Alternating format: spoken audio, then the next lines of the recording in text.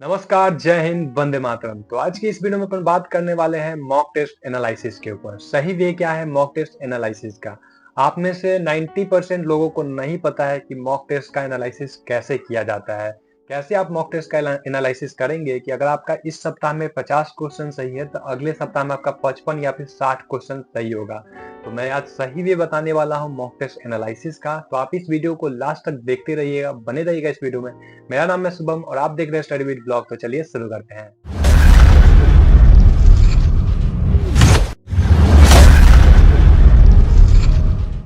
तो सबसे पहले हम बात करेंगे कि आप मॉक टेस्ट लगाएंगे कहाँ से। तो मॉक टेस्ट लगाने के लिए आपको सबसे पहले आप जिस भी टीचर से पढ़ते हैं, जिस भी प्लेटफॉर्म पर पढ़ते हैं, वहां का आपको मॉक टेस्ट लगाना है। या फिर आप लगा सकते हैं RWA का। मैं रोजगार विद अंकित का ही लगाता था। या फिर आप टारगेट विद अंकित का लगा सकते हैं, एग्जामपुर का लगा सकते हैं, या फिर आप ले सकते हैं कोई सब्सक्रिप्शन मॉक टेस्ट के लिए स्पेशल।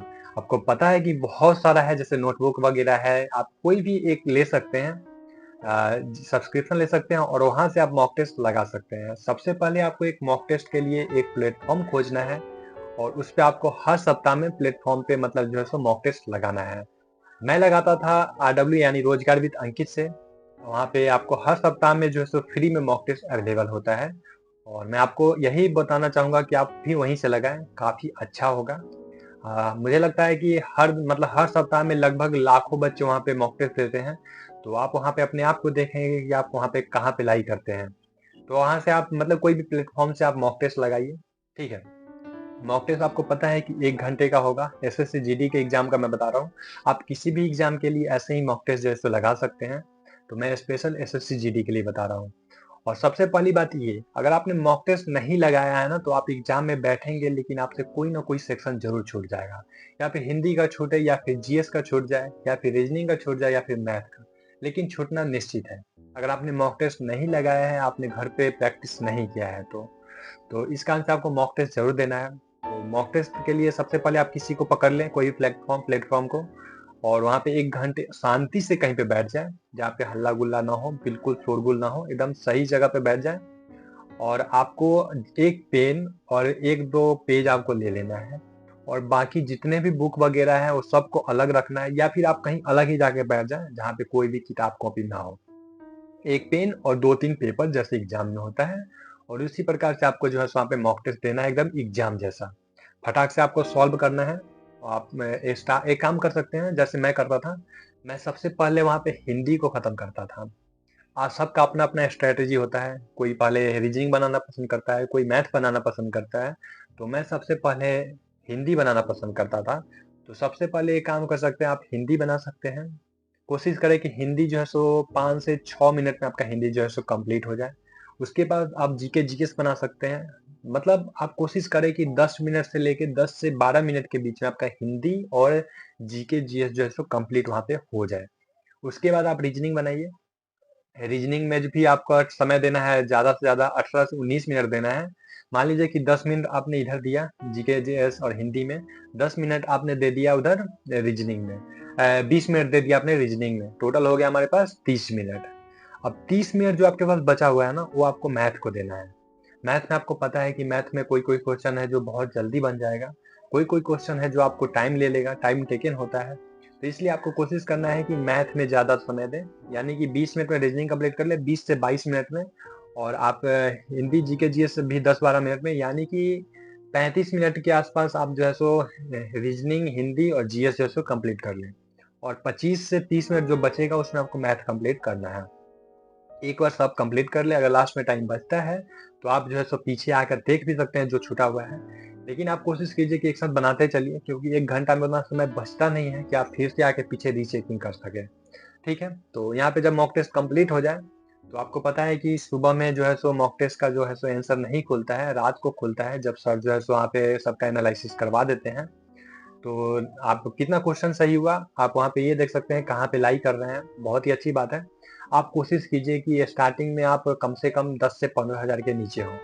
10 से 15 हज़ार, 20 हज़ार के नीचे हो। अगर आप नया नया प्रैक्टिस कर रहे हैं तो, नया नया में आप ऊपर भी हैं तो चलेगा, लेकिन कुछ दिन से अगर आप पढ़ाई कर रहे हैं तो लगभग कोशिश कीजिए 20 हज़ार के नीचे आप हो। ठीक है। उसके बाद जब रात को आपका खुल जाता है ना, जो मॉक का आंसर खुल जाता है, तो आप देखिए कितना क्वेश्चन आपका सही हुआ है। मान लीजिए कि आपका जो है सो यहाँ पे 60 क्वेश्चन सही हो गया है, ठीक है। एक एग्जांपल के तौर पे आपका 60 क्वेश्चन जो है सो सही हुआ है और 20 क्वेश्चन गलत हुआ है। अब आपको देखना है कि कौन सा सेक्शन में मेरा ज्यादा क्वेश्चन गलत हुआ है, ठीक है। मान लीजिए कि आप हिंदी में जो है सो 3-4 गलत हो गया, तो हिंदी में देखिए कि कौन सा टॉपिक गलत हुआ है। मान लीजिए हो सकता है कि किसी का पर्यायवाची कमजोर हो, तो पर्यायवाची अगर आपका गलत हुआ है, पर्यायवाची अगर मान लीजिए कि ये 3 क्वेश्चन आए, 2 क्वेश्चन आए, दोनों गलत हो गया है, तो आपको उस सप्ताह में ज्यादा करके पर्यायवाची पढ़ना है हिंदी में। मतलब पढ़ना तो सब है, लेकिन ज्यादा करके फोकस करना है पर्यायवाची शब्द पे हिंदी में, ठीक है। इस प्रकार से अगले सप्ताह में जब पर्यायवाची आएगा तो आप पर्यायवाची पूरा कर लेंगे। तो जो भी सेक्शन में जो भी टॉपिक गलत है ना, उस पे आपको पूरा सप्ताह काम करना है। हिंदी हो गया, जीके जीएस हो गया, तो जीके जीएस में कोशिश कीजिए कि कौन सा टॉपिक आपसे नहीं बना है। मान लीजिए कि आपने करंट अफेयर्स में क्वेश्चन आया था और छोड़ दिए, तो करंट अफेयर्स पे काम करना है एक सप्ताह। अगर हिस्ट्री से क्वेश्चन आया, हिस्ट्री का क्वेश्चन छूट गया, तो आपको हिस्ट्री पे अच्छे से काम करना है, पूरे सप्ताह अच्छे से पढ़ना है। रीजनिंग में आ गया, तो रीजनिंग में अगर मान लीजिए कि आपसे कोई भी क्वेश्चन जैसे है कि नंबर सीरीज का कोई क्वेश्चन है, अगर छूट गया है, या फिर लॉजिकल सीरीज हो गया, सीक्वेंस सीरीज, जो भी ये सब एक ही टॉपिक पे बनता है, एक ही बेसिस पे बनता है, सभी का फॉर्मूला सेम ही होता है। कोडिंग डिकोडिंग से कोई क्वेश्चन अगर गलत हो गया है, उस पर ध्यान दीजिए। सीटिंग अरेंजमेंट से अगर कोई क्वेश्चन मान देख लीजिए कि कौन सा टॉपिक आपसे नहीं बना है। आपने बहुत पढ़ाई किया है, लेकिन वो टॉपिक अगर आपसे नहीं बनता है, तो उस पर पूरा सप्ताह आपको काम करना है। मान लीजिए सीटिंग अरेंजमेंट आपसे नहीं बना, आपने 18 क्वेश्चन किया, 2 सीटिंग अरेंजमेंट का क्वेश्चन था, वो छूट गया, नहीं बना, आपसे गलत हो गया है।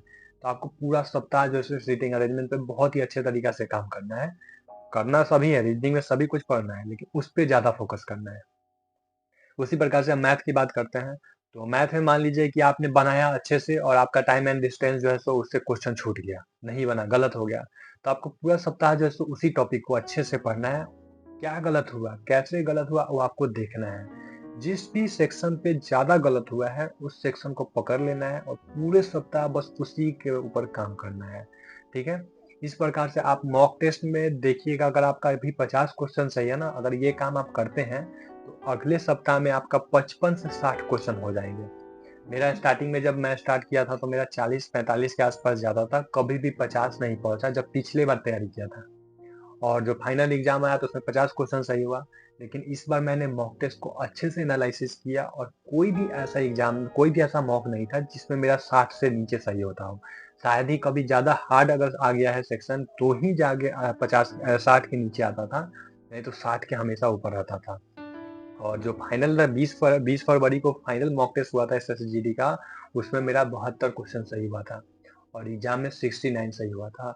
तो आप समझ सकते हैं कि मॉक टेस्ट का जैसे एग्जाम बहुत बड़ा रोल है। तो आप अच्छे से मॉक टेस्ट का एनालिसिस कीजिएगा, जैसे मैं बताया वैसे ही एनालिसिस कीजिएगा। अगर फिर भी कोई डाउट बच जाता है, तो आप टेलीग्राम पे मुझे मैसेज कीजिएगा, लिंक डिस्क्रिप्शन में है। और वहाँ जवाब आपको नहीं मिलता है, तो आप इंस्टाग्राम पे मैसेज कर सकते हैं, इंस्टाग्राम पे मैं हमेशा अवेलेबल हूँ। तो इस प्रकार से आप अपना मॉक टेस्ट एनालिसिस कीजिए। वीडियो कैसा लगा कमेंट करके जरूर बताइएगा। बहुत दिनों से सोच रहा था इस टॉपिक में वीडियो बनाने का, फाइनली आज वीडियो बना दिया हूँ। तो बताइएगा जरूर कमेंट करके। तो कैसा लगा वीडियो बता दीजिएगा। मिलते हैं नेक्स्ट वीडियो में, तब तक के लिए अपना ख्याल रखिए। जय हिंद, जय Bharat. I look at you and it's easy to see you are that someone I've been trying to meet.